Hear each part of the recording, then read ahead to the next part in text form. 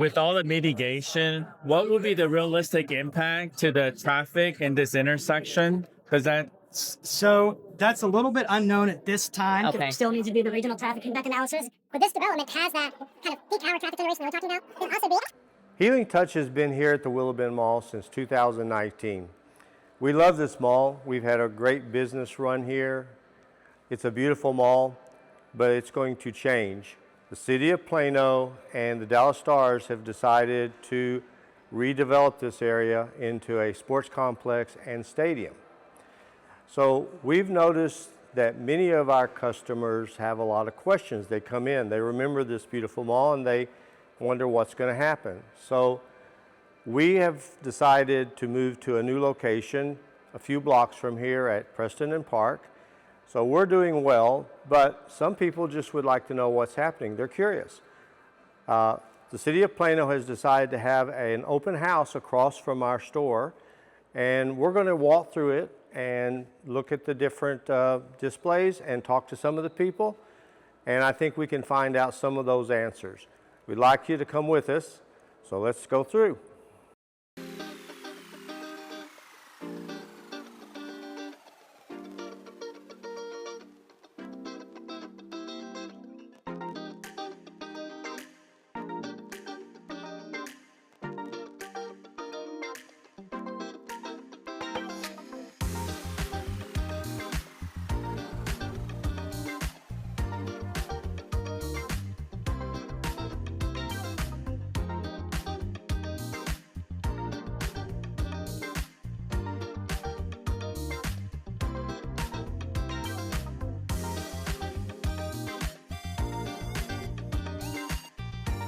Hi, we're with Jason, and he's with the Plano Traffic.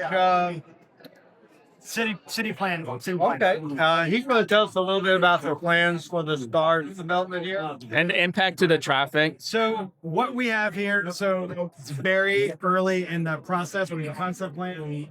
But what this is showing is basically our Rolodex of regulations. A lot of regulations when a development like this comes in.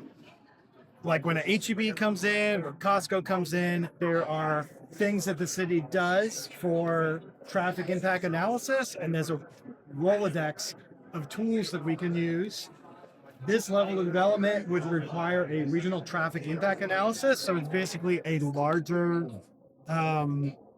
it's a regional generator. So we would look at traffic impacts based off of proposed use, the proposed trip generation, where are people going, where are they coming from, country estimates on that. And based off of those results, there would be kind of mitigation back and forth with the developer in the City of Plano about how to improve traffic circulation within the site and outside the site. We have the street design standards and some other regulatory documents that we have that outline the development within the site. So our street design standards, they add a mixed-use element, which basically means that there would be regulations for on-street parking, wider sidewalks, street trees, and so it'd be kind of a walkable mixed-use area on the side, and then outside, traffic mitigation for some of the large boats into rapids.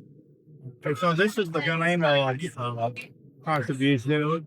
Do the Stars also have a contribution to do? So they have outside of this. So this is the Plano Ring.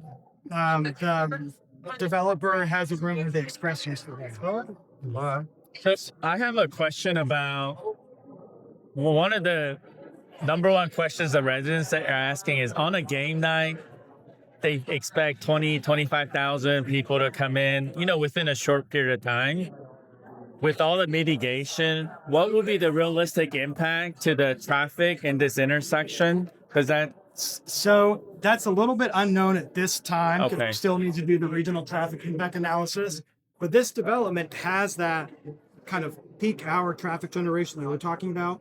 There'd also be a mixed use component. So you'd have, just like with Legacy West and Town Center, kind of that more mixed use urban type of feel. There's trip generation for that. And so there'd be mitigation for all the land use type. I see. So we don't know exactly yet. We don't know Yeah. exactly yet. So right now it's more conceptual. Yeah. The negotiations of how the site will actually look and operate. Right. Will come later. Okay. Cool. Well, thank you. Well, thank you. Yeah. Appreciate it. I wasn't sure if I should look at the camera or you. So No, it's all good. No, appreciate it. I think people like it. hopefully I made sense. No, you did. Thank you. Thank you. Bye. So we're with Shikica, and she's with the parking engineering.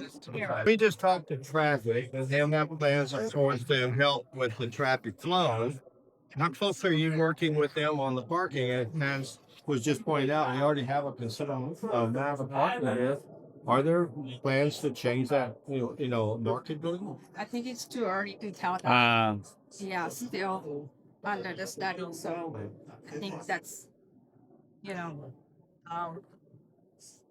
based on what study shows, what the demand is, and what we need to Sure. provide. Got it. So it's still early. Yeah. Still early in the planning. All right, quick question. So, City of Plano and Dallas Star has a letter of intent. It's sort of like, it's not a contract, but it's like, hey, we're looking into it. So, are these studies, whether it be parking or the traffic, are those studies going to be done, completed before the final ink is signed, or is that come after? I'm curious about the timing. I believe it's before, so we can present it to citizens of Plano, and they have to say. I see. Cool. All right. Well, thank you so much. Thank you. So we're here with Lamar, and he's with the lighting. What would you call I'm with that the department? City of Plano Environmental Health and Sustainability Department. I'm an environmental quality specialist who does light complaint investigations. So explain that a little bit. Yeah. What does that mean? So anytime a resident feels like they are being negatively affected by lighting, let's just say maybe their neighbor's garage door light is shining into their home or is illuminating their backyard or something like that, they can call or email our department and they'll send a specialist like myself out to do an investigation. And if we deem those lights to be out of compliance, we'll work with the light owner to bring those lights into compliance. Yeah, that makes sense. Light can be an issue if some people can't sleep with light on. Absolutely. So explain a little bit of your thoughts on how this is going to be incorporated with this development with the stars. This is quite a lot larger than a parking garage. Light. Absolutely, yeah. So in terms of this development, no matter what they propose, their plans have to meet city ordinances. So the plans will not be approved if they are out of compliance with city ordinances. So they'll submit plans to our building department. They'll submit a light study. If it's deemed out of compliance, they'll have to redo their plans until it's in compliance. And then once plans go through, the construction happens, and all the lights are up and shining. If a citizen feels like they're still being negatively impacted by the lights, that's when they can call our department and we'll send someone out to do an investigation. So that's good to know that people can actually, I can see where that's a real problem. Absolutely. Who thinks about that? I don't. But that seems like it could be really an issue if you don't have the security or feeling of isolation that people like in their homes, right? They want to feel like they have their own property, and being a floodlight on them all day could be a problem. So you're thinking that even with a major stadium, which I assume will have a lot of lights and LED displays, that homeowners around the neighborhood will still be able to sleep with darkness, not big green LEDs and stuff? Yeah, so we have residential and commercial and industrial illumination levels that are allowable in the city. So if this proposed complex comes into place, again, they're going to have to abide by those illumination levels, which are set. They're basically industry standard illumination levels that they cannot go past. Right. That makes sense. They have They're there in place to help the health of our citizens. So have you had, I'm just curious, other types of developments where this has been an issue? How did y'all handle those? Yeah, so if you don't mind, let's do it here. So This project here was HEB that came into Plano at Preston and Spring Creek. When it was proposed, they put in all the lighting and everything after the construction. Some residents that are here on the back side of HEB, they believe that those lights were just a little too bright still. So we sent out an inspector to do an investigation, and we found that the illumination levels were actually above the residential threshold. So we worked with HEB to bring their lights into compliance through shielding in place. So we had them put shielding in place that directed the light downward and stayed contained on their property. Because like as you can see, their parking lot is pretty illuminated, right? Yeah. But the area around HEB is actually pretty dark, and it's all within our thresholds. That's actually a great Great illustration. example. I appreciate you pointing that out. That's I just hadn't thought about light being an issue, but this is fascinating. And we do this with every development that comes into the city. So I know people are concerned about this proposed development, but we've done this before, and we'll do it again, because we want to make sure that the health and safety of our citizens is our main priority.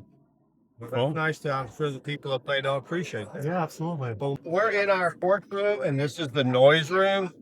The noise room. I guess that's what with Lamar, and we're with Robert and Miriam, and they're going to tell us a little bit about what is going to go into noise prevention or whatever control in a situation like the start leading into the Willow Bend area. Yeah, so anytime there's a development, the planning department can require a noise study, which kind of showcases what the noise levels may be. And that's a measure that we can use to ensure that they are meeting noise levels. So our city's code of ordinances has maximum noise levels that are permitted. And that's 70 decibels to 60 decibels, depending on daytime versus nighttime. And so the goal is really through the development process to ensure that we can mitigate noise. And then once the development comes in, there's also measures that can be taken to ensure noise is meeting those rules. Got it. Robert, did you want to add to that? Yeah, those noise levels, the mitigation for the construction process, just like we're being proactive here, we're going to be proactive on the job site. So we're going to talk to the building team, wherever that is, and let them know. And we got an ordinance at 7 to 10 o'clock, and proactively with the community and with the builders, we're going to meet those standards around us. So it comes to mind there's basically a passive way of approaching noise issues as well as an active mitigation process. Do you speak on that? You can put buildings in between residential areas to create almost like a buffer, like a barrier. Of course, there's acoustical materials. And it all starts with the study. So the proactiveness of this meeting alone to when you're developing this to your input for the questions was all really important to make sure you get this thing right. And, there's materials we can do. There's, for example, wider hallways to stop people from congregating. So you create like that flow to keep people moving. Airports are good at this where you've got higher lane dividers. So you can't change the last second and say, oh, I want to cut 400 people off. Yeah. So that's going to stop and keep traffic moving, ultimately reducing noise, things like that. And then also like building orientation, the way that the building is designed, the way it orients, where the speakers are positioned, that'll all impact noise. And so that's part of the development process. We're not quite there yet. We don't have a noise study to work with. There haven't been plans submitted. So this is just a really early on, just understanding the public's concern, educating them. Yeah. I mean, I think that from a practical perspective, the residents will be concerned that, hey, if this sports arena comes, will I be able to go to bed because of the noise of the crowd or the, like big speakers and partying, and which is all part of really fun activity. But if you're living next to it, that could be a concern. Like, what would you tell those residents? And we've had several residents come out today with the exact same concerns that you're voicing who live in adjacent neighborhoods. Really, we'll work through the development process to mitigate the noise concerns as much as we can. And then beyond that, once the development is built, if people are, having concerns related to noise, they can call in to the non-emergency line, and we'll have our environmental health and sustainability team go out, and we'll have our PD team go out and work with the property owner and the residents to kind of address those noise concerns. And we've had those issues in the past in other places such as Legacy West. Yeah. And our teams have really worked collaboratively with property owners, residents in the city to kind of mitigate those issues and really resolve them. Yeah. At the end of the day, we've had an ordinance, and we're going to make sure they're too. Yeah. Whether starting here proactively, just having this conversation to when we break ground, we're not holding. Cool. Well, we have learned a lot more about what the city is capable of doing for the citizens. This has been very remarkable. Are there Sound, noise. Are there anything you want to point out on the poster? Anything significant you like to point out? I think one thing that's helpful is the maximum noise level right there. That really outlines what is permitted and during the daytime what those decibels are that are permitted versus nighttime. So I think that's really helpful to understand. Well, right. You mentioned you have some history with Legacy West, right? Yeah. It's Sorry, if you go to this board right here, you can see Luis, one of our environmental health staff members, who really went out during the day, in the evening, in a building, exterior to the building to really understand what those noise levels are. okay. Robert had something to say. Yeah, those are generators. So those are 3 large generators the size of semis at the backside of HAV, which is a residential zone. And we've got ordinances where we actually go under the 75 decibels for generators at the boundary line. Yeah. Wow. And it's 65, I believe, for residential. So we're going to meet those standards, and we're not going to approve any inspections without those standards being met. Yeah. Noise is something that we're always concerned about. In other words, Noise is a huge deal. I mean, that's a huge deal. I mean, people don't think about it, but it's a huge deal. So it's on our radar. What? Just as a comparison, what is a 75 decibel? What is that comparable to? Right now, me talking. Yeah, and Can you you- can actually look at this chart right there. So 70 decibels is going to be like average office noise of people chatting. Perfect. And then landscaping equipment, like door to your house and you're inside your home, that's about 75 decibels. So that's kind of a helpful chart as well to understand what, an average person might not know what it does. Yeah. So, That's great. That's great. So we're here with Nikki, and we're in the neighborhood quality of life room. So it's been really informative so far going through the other rooms. So we're looking forward. So let's know how you're going to work with helping with quality of life. Okay, so we have different people here for the quality of life. We have people for neighborhood services, which involve property standards, short-term rental registration and code enforcement, multifamily code enforcement registration. We have our planner here that is actually talking about the neighborhood conservation district that is eligible to people whose homes are, it's resident driven, and it's eligible to homes that are 35 years old, which at 2030, most of these homes will be eligible for that. We also have some of our outreach here from our best neighborhoods and some of our community service that are different outreach programs that we have for the City of Plano. So we've had a lot of questions today about short-term rentals. We've had a lot of questions about different kinds of outreach that are going to continue to occur in the city. Once we get the survey results back, we're encouraging people that if they would like some of us to come out to HOAs for some of our aged population that maybe couldn't travel here today, Yeah. that's definitely something neighborhood services can arrange. And we've had a lot of people asking about, the conservation district. That is not my area of expertise. That is planning's area of expertise. So definitely if you wanted some more information about that. So again, that's what we've been here today answering most of the questions about. What's been like the number one frequently asked question by residents today? Today, as they walk through our program, we've still got parking has been one, and traffic, and then we've had some with crime. I think is going to be the major one.